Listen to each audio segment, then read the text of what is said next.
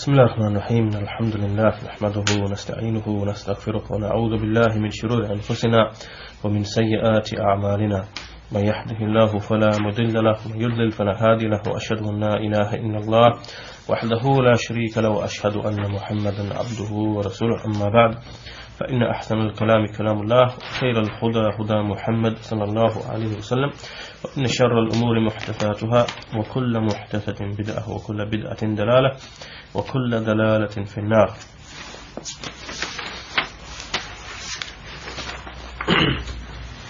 Okay, we'll continue from where we left off last week when we went through the different groupings or the different types of people who've erred in the understanding of the kalima la ilaha illallah, and this was in the footnotes of Shaikh Fawzaan, who was just commenting upon what Shaykh al-Islam Muhammed Ibn Abdul Wahaab said when he said, after establishing some points regarding the meaning of the kalima and how it consists of negation and affirmation, and how we negate that anyone besides Allah has any right to be worshipped, be that Muhammad ﷺ, who is the best of creation, or from the best of the angels, which is Jibreel ﷺ, let alone those besides them from the prophets and the righteous. So after establishing this point and clarifying the meaning of the kalima, Shaykh al-Islam Muhammad Ibn Abdul Wahaab then said that when you have understood this, then reflect upon the uluhiyyah which Allah affirmed for himself or established for himself, and which he negated from Muhammad ﷺ and Jibreel and others. That uluhiyyah for which they do not even have, meaning those besides Allah, they don't even have an atom's weight or a seed's weight of that. So then Shaykh Fawzaan then went on to explain how some groups have erred in their tafsir, in their explanation of this kalima. So from the groups that we went through, that the Shaykh explained, was first of all the people of wahdatul wujud, the people of the belief of the unity of existence, and they were those people who claimed that the meaning of la ilaha illallah is la ma'bud illallah, that there is none worshipped except Allah. And this means that everything which is worshipped is but Allah. So this means that everything or everyone that is worshipped by everyone within the creation, then all of that as a whole is Allah. Or in another way they say la ilahun mawjud, there is no ilah in existence except Allah. There is no ilah in existence except Allah. And as we know, that the number of aliha, number of things which you worshipped, are many, very, very many. So that means that everything which is worshipped, to which people turn to in worship, then that is Allah. And so the meaning here would be that there is no distinction between the creator and the created. All of it is Allah. And to them, this itself is tawheed. To them, this is tawheed. The one who believes in the unity of the whole of existence, that Allah is just one single whole, one single entity, which can't be divided into the creator and the created, then that person is a muwahhid.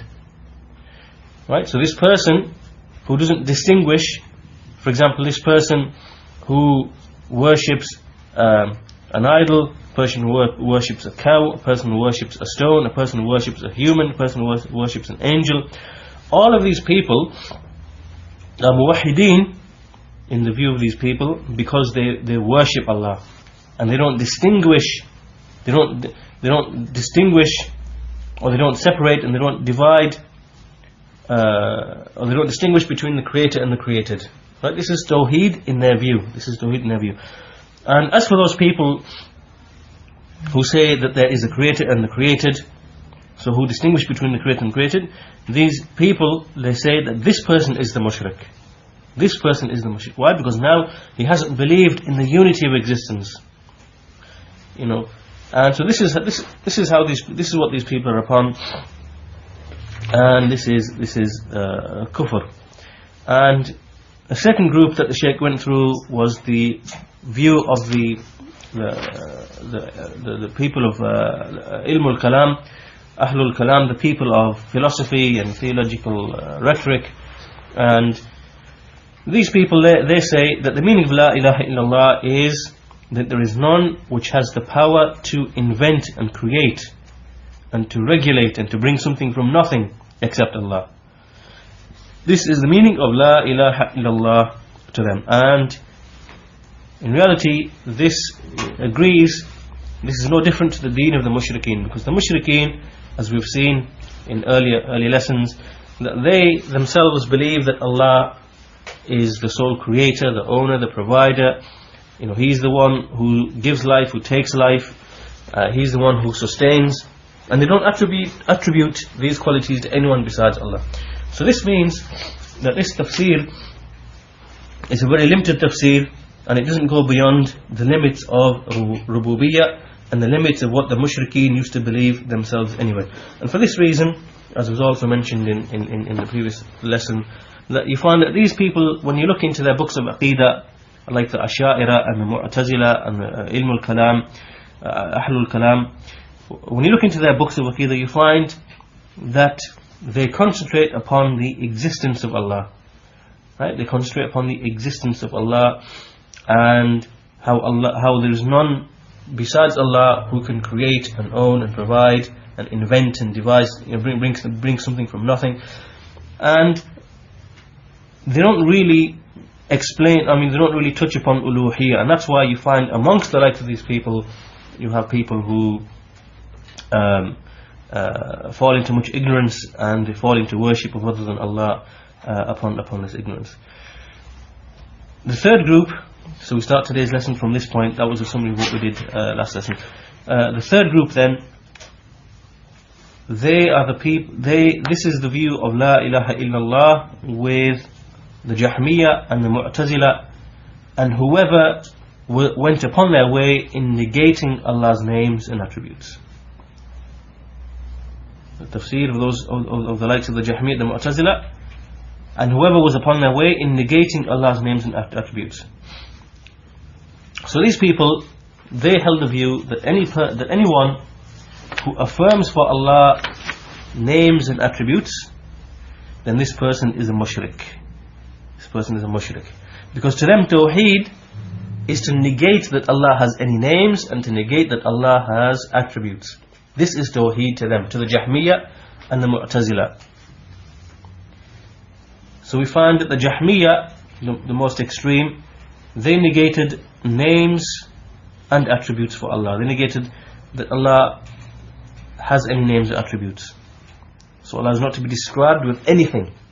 Allah is not to be described with anything. And the Mu'tazila, they said that they affirmed the names for Allah, but they negated all of the attributes. And they claim that if we describe Allah with any attributes, that means that we are making Allah, in essence, divisible. We're separating Him into parts, and we're making Him divisible, and this would be shirk in their view. And upon this basis, these people, they went astray in the subject of Allah's names and attributes, and they declared everyone who opposed them to be, to having set up partners with other than Allah. So this was their tafsir. A fourth group, a contemporary group, and this is the Hizbiyyin and the Ikhwaniyyin. Tafsir of the Hizbiyyin and the Ikhwaniyyin, the Ikhwan al-Muslimin, and all of the people of Hizbiyya and politics and the likes of these people in the contemporary times. And they're the ones who say that the meaning of La ilaha illallah is La hakimiyya illallah. La hakimiyya illallah. That there is no hakimiyya except for Allah. And this hakimiyya that they speak of, this itself is a part of the meaning of La ilaha illallah. It's a part of the meaning of La ilaha illallah. Because La ilaha illallah, its meaning is a comprehensive meaning, and it covers each and every type of worship. It covers each and every single type of worship. So then we say to these people who try to, in essence, restrict the meaning of the kalima to hakimiyyah, we say to them, where are all of the other remaining aspects of worship then? Where is ar-ruku'? Where is as-sujud? Where is al-dhabh, sacrifice? Where is al-nudhr, making an oath? Where's all the other affairs of worship? Is worship just hakimiyyah alone? Is this how it is? Is this the meaning of la ilaha illallah, that it's just hakimiyyah alone? Where is, for example, where is the negation of all of the other affairs of shirk, types of shirk? So the Shaykh says, subhanallah, it's necessary that we are aware of these affairs, because this word is, this kalima is a very, very great word, and this kalima is something that saves a person from the fire. This is how great this word is, la ilaha illallah. It saves a person from the fire. And this is obviously for the one who implements it, who understands its meaning and who implements it. And the whole of the religion is actually based upon this kalima, from its beginning to its end. And you find that the da'wah of all of the messengers and all of the books that have been revealed, all of them are built upon this kalima. So in other words, this is not a light matter. We take this matter seriously, and we realize and understand that many of these people have erred in making tafsir of this kalima. As we mentioned, the people of wahdatul wujud, the likes of the ahlul kalam, the likes of the mu'attila, like the jahmiyyah and the mu'tazila, and then the hizbiyyin that we find in our times. Likewise, they too have taken the meaning of la ilaha illallah and given it a really restricted meaning, restricting it to al-hakimiyyah. The fifth, these are the four groups who went astray, and the final tafsir is the tafsir of Ahlul Sunnah wal Jama'ah, the tafsir of the people of the Sunnah and the Jama'ah. And this is to them that la ilaha illallah is explained as la ma'budu bihaqqin illallah. Notice the word bihaqqin. There is no deity meaning anything that is worshipped, in truth except Allah. There is no ma'bud in truth except Allah. And the reason is why we say this, la ma'bud bihaqqin, in truth except Allah, is because the ma'budat, the things which are worshipped besides Allah, are very many. When we look at all the things that all the different people in all the different nations and locations upon this earth, what they worship, you find they are very, very many. They are all worshipped, but are they worshipped in truth or are they worshipped in falsehood?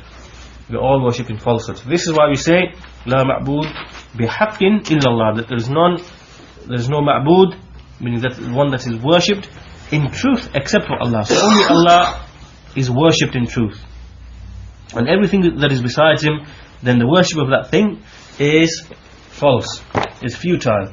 Just as Allah subhanahu wa ta'ala said in an ayah in Surah Al-Hajj, to the 22nd surah, verse 62, ذَلِكَ بِأَنَّ اللَّهَ هُوَ الْحَقِّ وَأَنَّ مَا يَدْعُونَ مِن دُونِهِ هُوَ الْبَاطِلِ وَأَنَّ اللَّهَ هُوَ الْعَلِيُّ الْكَبِيرُ.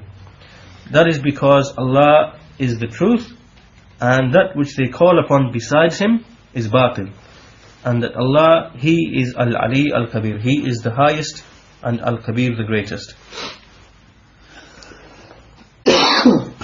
So then Shaykh al-Islam Muhammed Ibn Abdul Wahaab then continues to speak about this uluhiyyah that is understood by the people in his time. So he says, فَاعْلَمْ أَنَّ هَذِهِ الْأُلُوهِيَّةِ هي التي تسميها العامة في زماننا السر والولاية.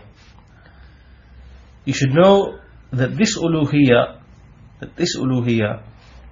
is what is called by the general folk in our time, that they call it as-sir wal-wilaya. They call it as-sir wal-wilaya. So in the time of Shaykh al-Islam Muhammad Ibn Abdul Wahaab, the situation was such that uluhiyyah the people refer to it as as-sir wal wilaya. We'll explain what this means. The Shaykh Salih al-Fawzaan, he says these two words meaning as-sir wal wilaya, meaning al-wilaya meaning a kind of like loyalty and allegiance, and sir meaning some kind of secret, something that's secret. So what do these terms, what do they actually mean, what do they represent? The Shaykh explains, the Shaykh says, meaning what is meant by this is that they hold a certain belief regarding their awliya, and they say, for example, that this wali, such and such wali, that he has within him sir and wilaya, meaning that this person is someone in whom we place that there is some kind of wilaya, meaning he has some kind of special allegiance to Allah subhanahu wa ta'ala, and so therefore we pledge some special kind of allegiance to him, right? So he has this this status or this position he has with Allah. He has a lofty status, he has this wilaya, he has this loyalty and allegiance and friendship with Allah, and he has this sir, he has this like some sort of secret or something hidden with him, and so therefore as a result of that, they seek nearness to him through this wali, by making sacrifice and making oath and making dua and making istighatha, seeking rescue from him, right? So in essence they worship such a person. Why? Because of their belief that within him is this this wilaya, this lofty status and this position, and so on and so forth. And the Shaykh al-Islam Muhammed Ibn Abdul Wahaab continues and he says, wal ilah, if we look at the wal ilah, ma'nahu al-wali alladhi fihi sir. So to these people, again continuing describing what the people in his time believed, he said that to those people, ilah, the word ilah, its meaning was a wali who had within him this quality, a wali who had within him this kind of quality. That's how they understood the meaning of ilah. And then the Shaykh says, وَهُوَ الَّذِي يُسَمُّونَهُ الْفَقِيرُ وَالشَّيْخُ. And likewise, this is what they used to call, someone who is a faqir and the shaykh. And وَتُسُمِّيهِ الْعَامَ السَّيِّدُ وَأَشْبَاهُ هَذَا. And likewise, the general people would call such a person a sayyid, and whatever was equal to that. So meaning in the time of Shaykh al-Islam Muhammed Ibn Abdul Wahaab, and likewise in our time, these people thought that they used to label the likes of these walis as being someone who is al-faqir, he's a faqir, he's a shaykh, he's a sayyid, and so on and so forth. And these people, it was held about them that they had some special lofty status or special position, and they therefore should be sought and should be worshipped, and they are sought as intermediaries besides between them and Allah. As Shaykh al-Islam Muhammad Ibn Abdul Wahaab himself says, he then says, وَذَلِكَ أَنَّهُمْ يَظُنُّونَ أَنَّ اللَّهَ جَعَلَ لِإِخْوَاسِ الْخَلْقِ عِنْدَهُ مَنْزِلَةً. That is because they thought that Allah has placed some special people from the creation, right, that He's given them a certain position, and that they and that He is pleased, and that Allah is pleased that a person should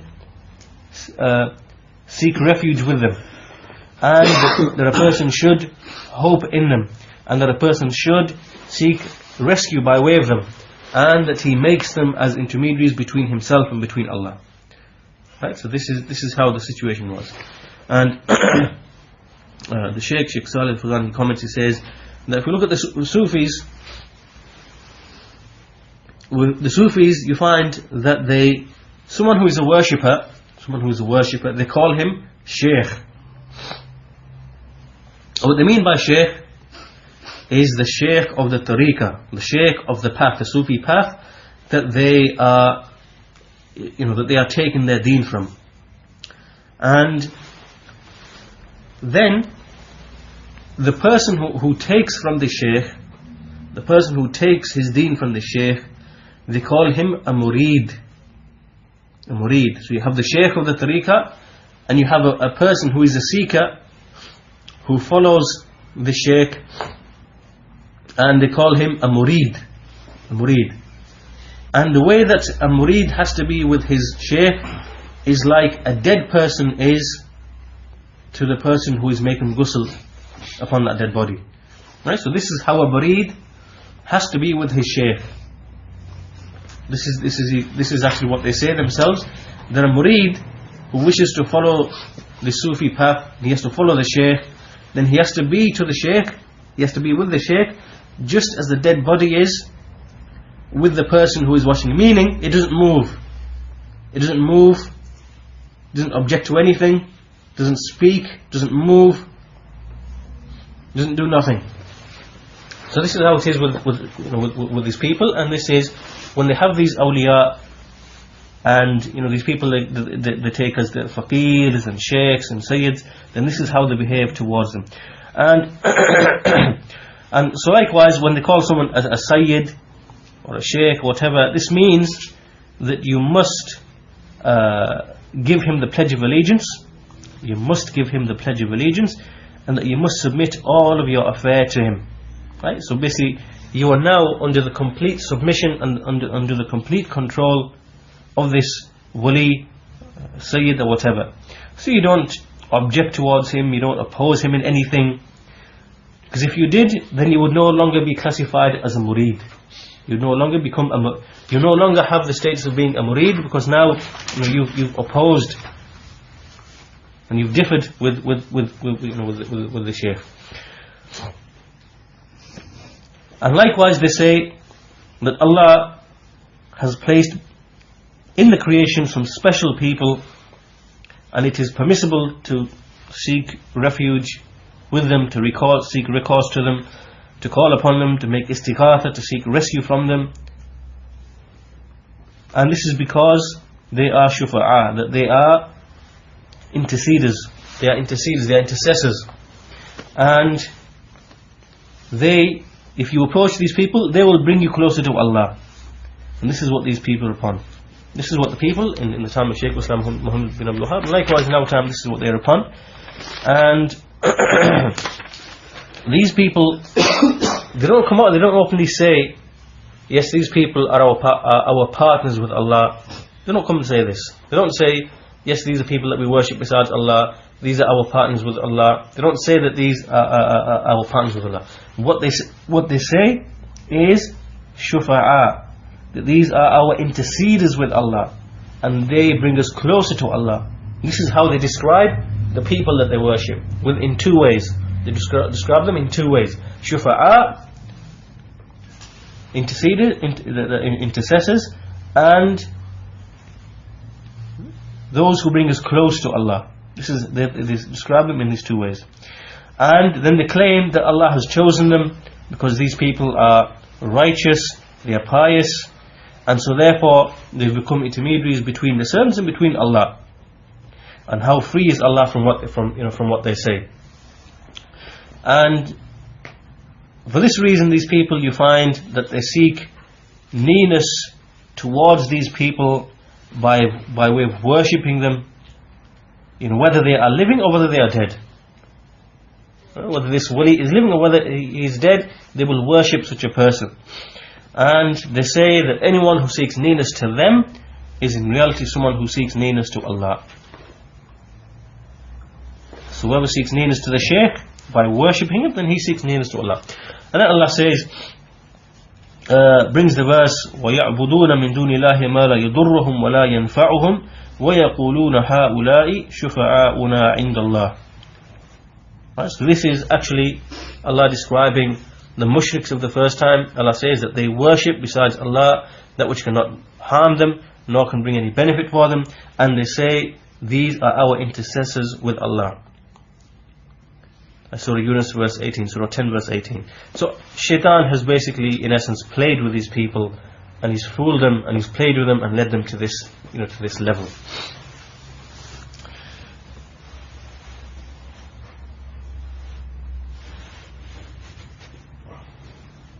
And then Shaykh al-Islam Muhammed Ibn Abdul Wahaab continues, and he says, again continuing to describe the people of his time, he says that those people,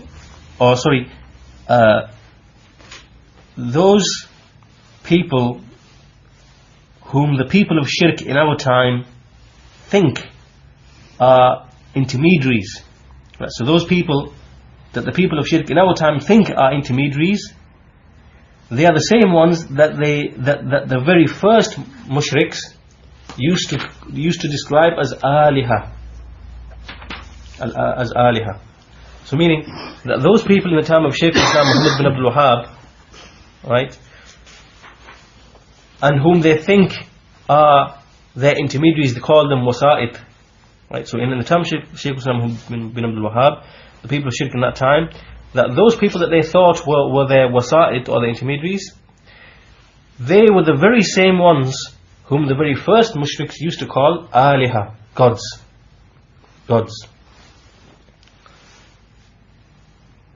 Referring to the mushrikeen, the mushrikeen who used to worship like Wad and Suwa and Yaguth and Nasr, and these were people who were worshipped after the time of Nuh, and they were known as their aliha. And as the mushrikeen said, when the Messenger ﷺ, when he said to them, say la ilaha illallah, as in fact the Shaykh explains here, the mushrikun, the very first mushrikun, used to worship people and used to call them aliha. This is what they used to actually describe them as. And this was when the Messenger ﷺ said, say to them, when he said, say la ilaha illallah, what did they reply? They said, أجعل الآلهة إلها واحدا أجعل الآلهة إلها واحدا. Has he made all of the gods into a single god? Right, so therefore in this sentence, they called those people that they worship besides Allah, they called them aliha. أجعل الآلهة إلها واحدا. Has he made all of the gods, meaning all of the gods that they used to worship, into a single god? And this passage continues in Surah Surah 38 verse 5 to 6. They said, Animshu wasbiru ala alihatikum. Animshu wasbiru ala alihatikum. Meaning that these mushrikeen said to one another that you should continue and have patience upon your own gods. Right? So again, look how they called what they used to worship themselves. They called them aliha.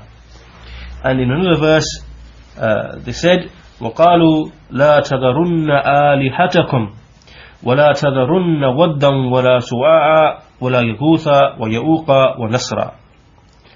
They said, do not leave or abandon your gods, آلهتكم, and do not leave Wad and Suwa and Yaguth and Ya'uq and Nasr.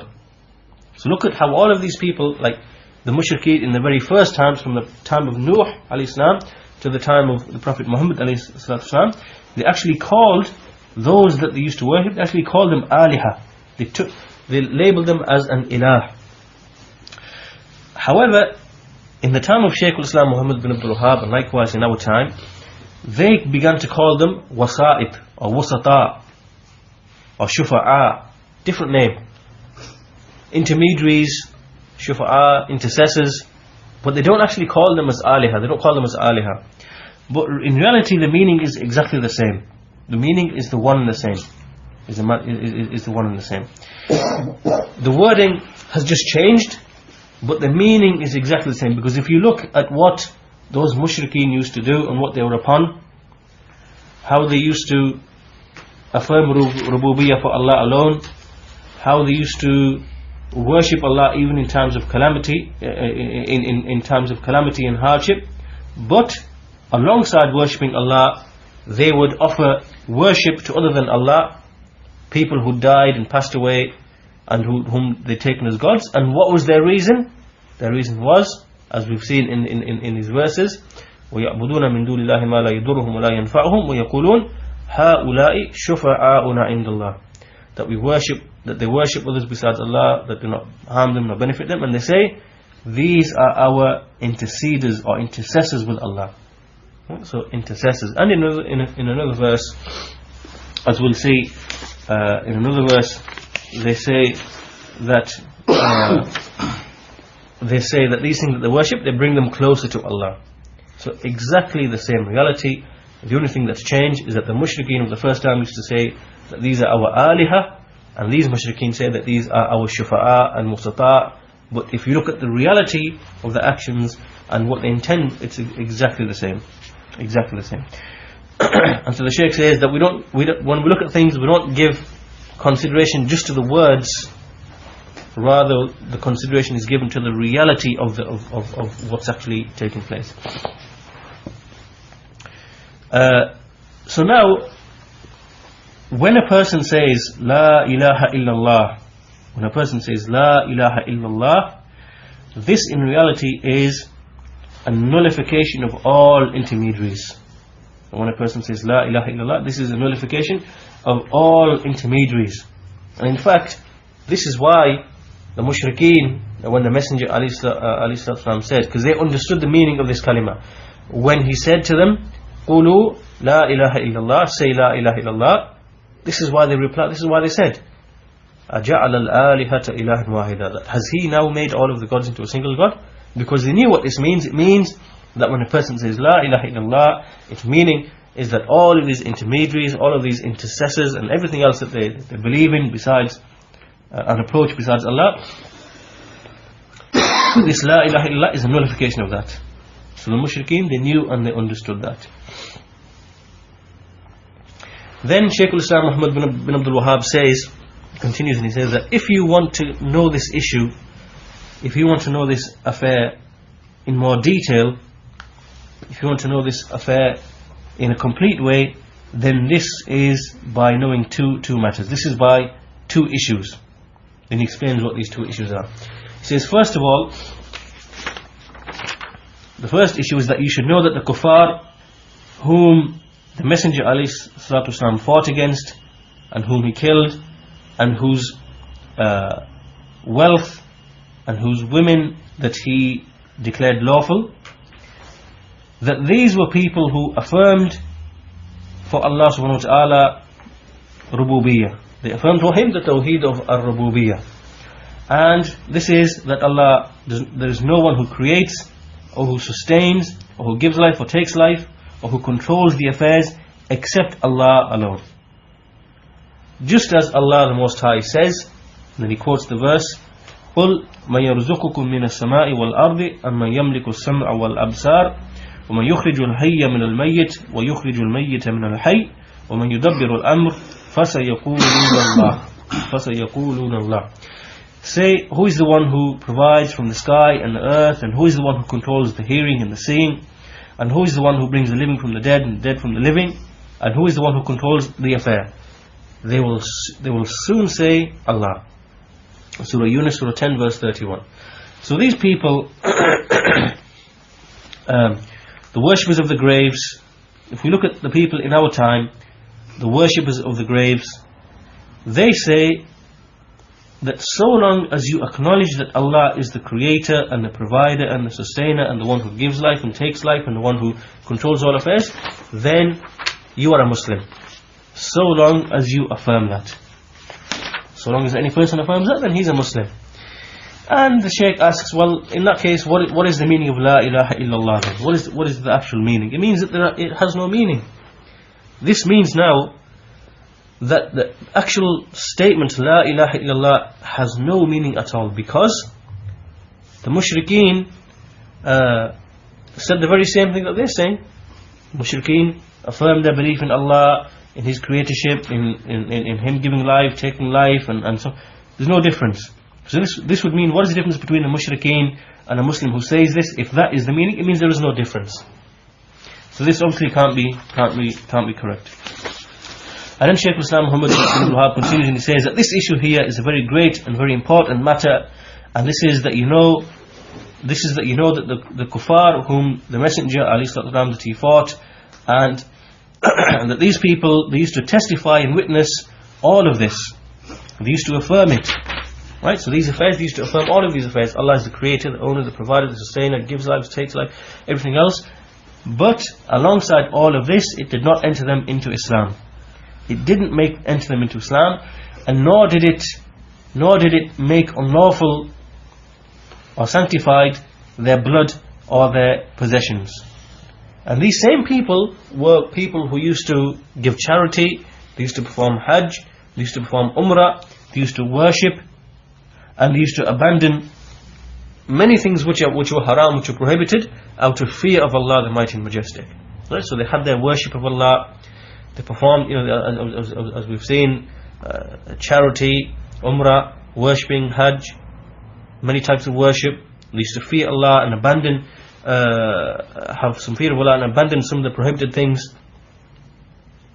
And all of this did not make them Muslimin. Just because they affirmed that Allah is the creator, no, it didn't make them Muslimin. And the Shaikh Fawzaan, he says that this matter is a great matter and very important, commenting upon this passage. And he says, unfortunately there are very few people who concern themselves with this. Because these people, like these people who are upon this batil, they say, whoever affirms Tawheed al-Rububiyyah, he becomes a Muslim. So because the likes of these people spread this, and say that whoever affirms Tawheed al-Rububiyyah is a Muslim, then you find that the Muslimin, they don't really have a great concern with these issues.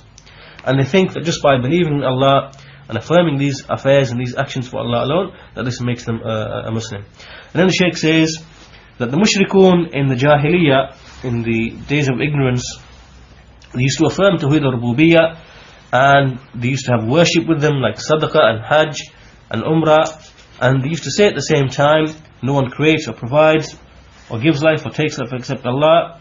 And they used to worship with other types of worship, but the issue was that they never used to make their worship sincerely and purely for Allah alone.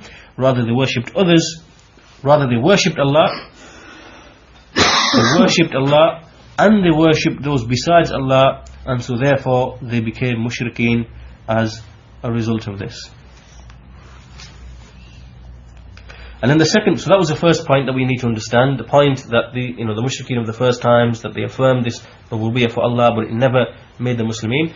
And the second point, following on from this now, is that the actual issue that declared them disbelievers, that made them disbelievers, and made lawful their blood and their wealth, was that they did not testify for Allah with Tawheed al-Uluhiyyah or Tawheed al-Ilahiyyah. Right? So that was the issue that made them kuffar and mushrikeen. And the Shaykh Fawzaan comments on this, and he says that this is because this is what is actually intended. Right? By this kalima, this is what is desired, this is what is intended. Tawheed al-Uluhiyyah, meaning to single out Allah with worship. And the issue isn't to single out Allah with Tawheed al-Rububiyyah alone, rather both affairs must be present. There must be Tawheed al-Rububiyyah, and when a person affirms this, then this actually leads him, it makes binding upon him Tawheed of Uluhiyyah. So Tawheed al-Uluhiyyah must be present, and Tawheed al-Uluhiyyah incorporates Tawheed al-Rububiyyah. And one of them cannot be separated from the other. Then Shaykh al-Islam Muhammed Ibn Abdul Wahaab continues, and he explains what is this Tawheed al-Uluhiyyah. He says, and this is that there is none which is called upon, none which is hoped in, except for Allah alone, without any partners. Meaning that, as Shaykh Fawzaan says, the meaning that Tawheed al-Uluhiyyah, it contains all of the types of worship. So nothing from them is directed to other than Allah. Why? Because Allah is the only one who is worthy and deserving of them. So whoever directs any of them to other than Allah, then such a person is a mushrik, even if he says La ilaha illallah, even if he worships Allah with all of the various types of worship. Right? So long as he does not purify his worship for Allah and make it sincere for Allah, then this person cannot be a Muslim. So he cannot be a Muslim. It doesn't matter how many acts of worship he does, if he doesn't make it purely for Allah, this person cannot be a Muslim. And Shaykh al-Islam Muhammad Ibn Abdul Wahaab continues, and he says, to give more examples, and likewise, none besides Allah is sought for rescue, none besides Allah is sacrificed to, none besides Allah has an oath made for him or to him, and neither to a mere angel, nor to a prophet that has been sent. Right? So all of these actions are for Allah alone. So whoever sought rescue from other than Allah, then he has disbelieved. And whoever sacrificed for other than Allah, he has disbelieved. And whoever made an oath to other than Allah, he has disbelieved. And whatever is similar to that. And the Shaykh comments, he says, meaning that whoever does any of these actions, he disbelieves, even if he says La ilaha illallah. Why? Because this person now, even though he says it, he hasn't actualized it in his actions.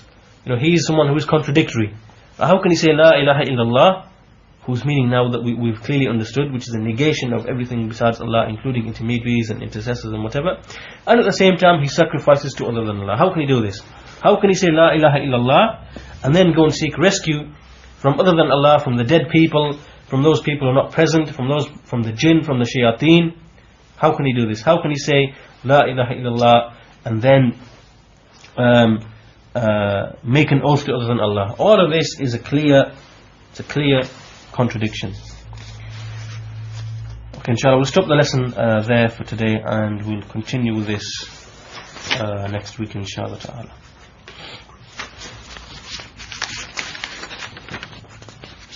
Jazakallah khairan.